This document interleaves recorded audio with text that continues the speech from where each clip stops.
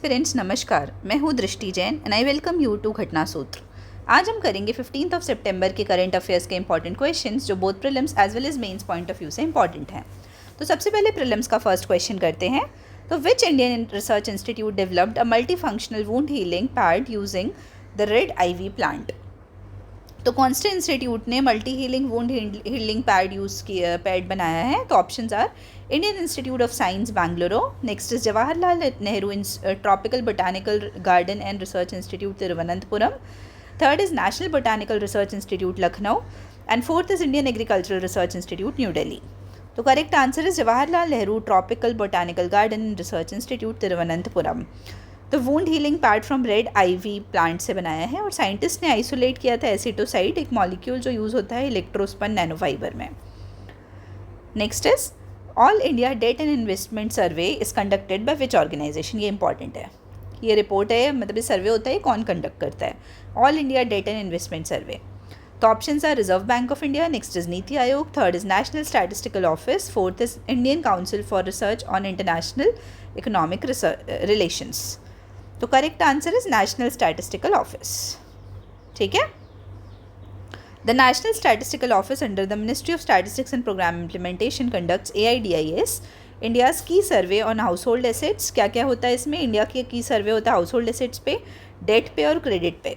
Initiate हुआ था 1951-52 में as an all India rural credit survey और एक्सपैंड हुआ 1961-62 में। ठीक है।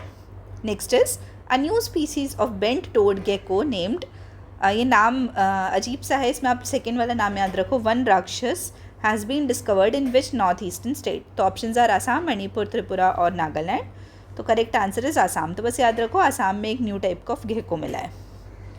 Next is the fast track immigration trusted traveller programme was first launched at which airport. तो fast track immigration trusted traveller programme बोल रहा है।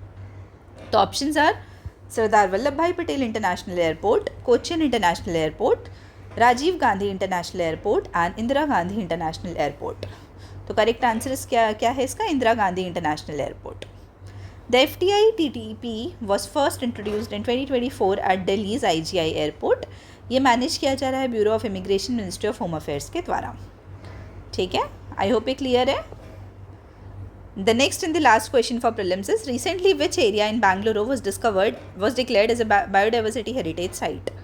तो ऑप्शंस क्या क्या है? Lal Bagh botanical garden, next is Cubbon park, third is cantonment railway colony and fourth is Bannerghatta national park. तो correct answer क्या है इसका? Cantonment railway colony. उसको डिक्लेयर किया गया बेंगलुरु में जो है बायोडाइवर्सिटी हेरिटेज साइट के जैसे। ठीक है, ये इंपॉर्टेंट है, आई होप ये क्लियर है। अब हम आते हैं मेंस के दो क्वेश्चंस में, इंपॉर्टेंट क्वेश्चंस में। तो सबसे पहले first question is the impacts of climate change extend beyond intensifying wildfires to also aggravating hydrological threats in their aftermaths. तो क्या बोल रहा है कि जो क्लाइमेट चेंज का इम्पैक्ट है वो सिर्फ वाइल्ड फायर्स के लिए नहीं, वो उससे ज़्यादा उसके बाद भी, वाइल्ड फायर के बाद भी जो हाइड्रोलॉजिकल थ्रेट्स होते हैं वहाँ तक एक्सटेंड करता है। इस ट्विन चैलेंज को एनालाइज करना है and evaluate its significance for disaster management. तो दो पार्ट्स हैं। ठीक है, हम आंसर में आते हैं, क्लाइमेट चेंज से स्टार्ट करेंगे। तो climate change has emerged as a force multiplier for natural hazards. Rising global temperatures not only intensify frequency and severity of wildfires but also worsen post-fire hydrological risk। तो ये क्या करते हैं? post-fire hydrological risk को भी और aggravate करते हैं। तो लिंक क्या है क्लाइमेट चेंज और वाइल्ड फायर के बीच में, पहले हम ये देखेंगे। तो high temperature and prolong dry spells increase करते हैं इग्निशन प्रोबेबिलिटी को। जो रिड्यूस्ड सॉइल मॉइस्चर हैं, ड्रॉट लाइक कंडीशंस हैं, they turn forest into fire prone landscapes. IPCC की रिपोर्ट ने इंडिकेट किया है 30 to 50% rise in fire weather conditions in many regions. ठीक है, फिर आते हैं हम हाइड्रोलॉजिकल हैजार्ड्स और पोस्ट फायर लैंडस्केप्स में। तो जो सॉइल डिग्रेडेशन और वेजिटेशन लॉस है वो रिड्यूस करता है वाटर एब्जॉर्प्शन को, leading to higher runoff. Burnt landscapes are prone to flash floods, mudslides and erosion during intense rainfall. Example है इसका 2018 का California wildfire that were followed by devastating mud flow in Montecito. फिर next is twin challenge क्या है disaster management के लिए? तो first is fire destroy करते हैं नेचुरल बैरियर्स को, well subsequent heavy rainfall magnifies damage. फिर डिस्प्लेसमेंट होता है, वाटर कंटेमिनेशन होता है और इंफ्रास्ट्रक्चर कोलैप्स होता है, वो क्रिएट करता है compound disaster scenario. Traditional disaster response mechanism की बात की जाए तो वो डिज़ाइंड है for single hazards, often fall short against cascading risks. ठीक है, अब आते हैं हम वे फॉरवर्ड में। तो इसमें क्या देखना है हमको, इंटीग्रेटेड रिस्क असेसमेंट, जिसमें हम इनकॉर्पोरेट करते हैं वाइल्ड फायर हाइड्रोलॉजी लिंकेज को क्लाइमेट मॉडल्स में और अर्ली वार्निंग सिस्टम्स में। इकोसिस्टम रिस्टोरेशन, जिसमें हम प्रमोट करते हैं reforestation, controlled burning and soil stabilisation enhance करने के लिए रिजिलियंस। टेक्नोलॉजी डिप्लॉयमेंट की बात करते तो यूज़ करते satellite based monitoring, AI driven hazard mapping और predictive hydrological models. Community preparedness की बात करते तो स्ट्रेंथन करते local capacities through awareness, evacuation planning and participatory risk reduction. Policy integration पे फोकस करते हैं, जिसमें हम एम्बेड करते हैं मल्टी हैज़ार्ड अप्रोचेस को in national disaster management plan and state level frameworks.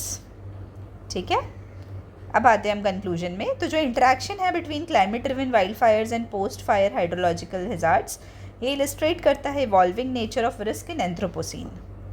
यदि हम इसको सही तरीके से एड्रेस कर दिए इस कंपाउंडेड वल्नरेबिलिटी को, तो इसके लिए हमको चाहिए shift from reactive disaster relief to anticipatory multi hazard या डिजास्टर मैनेजमेंट।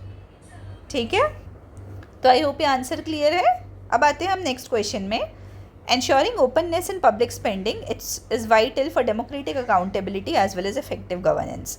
तो क्या बोल रहे हैं कि पब्लिक स्पेंडिंग में ओपननेस लाना ये इंपॉर्टेंट है, वाइटल है डेमोक्रेटिक अकाउंटेबिलिटी के लिए भी as well as effective governance के लिए। ये फर्स्ट पार्ट है। तो इसको डिस्कस करना है सिटीजन सेंट्रिक ऑडिटिंग के सेंस में, और ये कैसे कंट्रीब्यूट कर सकता है इस ऑब्जेक्टिव को अचीव करने के लिए। ये हुआ सेकेंड पार्ट। और थर्ड पार्ट है कि what difficulties are encountered in integrating data driven mechanisms into public audit. तो क्या डिफ़िकल्टीज रहती हैं इसको डाटा, क्या डिफ़िकल्टीज इनकाउंटर होती हैं इंटीग्रेट करने में डाटा ड्रिवन मैकेनिज्म को पब्लिक ऑडिट में। तो ये हुआ हमारा थर्ड पार्ट। तो अब हम आंसर देखेंगे। तो हम स्टार्ट करेंगे ओपननेस से, पब्लिक स्पेंडिंग से। तो जो पब्लिक एक्सपेंडिचर है वो रिफ्लेक्ट करता है गवर्नमेंट की प्रायोरिटी को और इम्पैक्ट करता है सिटीजन्स को डायरेक्टली। इसीलिए इंश्योर करना transparency and accountability in its use is fundamental for democratic legitimacy. और आप सभी को थोड़ा बहुत याद होगा कि transparency and accountability are one of the important features of good governance, जो वर्ल्ड बैंक ने बोला है। ठीक है, फिर सिटीजन सेंट्रिक ऑडिटिंग। अब होता क्या है ये सिटीजन सेंट्रिक ऑडिटिंग? ये इन्वॉल्व करता है कि पीपल को लोगों को इन्वॉल्व करना है आपको ओवरसाइट प्रोसेस में, स्ट्रेंथन करना है social accountability, while data driven tools offer efficiency and precision.